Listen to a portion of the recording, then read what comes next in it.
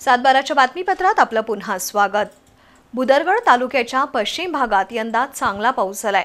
भाताच्या तरव्याची चांगली वाढ झाली आहे। आता भात रोप लावणीच्या कामाला सुरुवात झाली आहे। भात रोप लावण्यासाठी चाकरमानी गावाकडे आले असून भाताचं शिवार चाकरमान्यांच्या गर्दीनं फुलून गेलंय। बुदरगड तालुक्याच्या पश्चिम भागात प्रामुख्याने भात पिकासह नाचणी आणि भुईमुगाचं पीक घेतलं जातं। यंदा मे महिन्यापासूनच पावसाला सुरुवात झाली आहे। पेरणीचा हंगाम काही दिवस लांबणीवर पडला होता, पण आता भाताचे तरवे जोमात आलेत। तरवे काढून भात लावणीच्या कामाला सुरुवात झाली आहे। रोटावेटर आणि बैलांच्या साह्यानं नांगरट आणि वाफ्यात चिखल केला जातोय। त्यामध्ये भाताची रोपं लावली जात आहेत।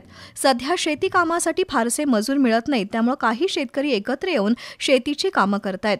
आई वडिलांना आणि गावाकडच्या मंडळींना शेती कामात मदत करण्यासाठी काही चाकरमानी सुद्धा आलेत।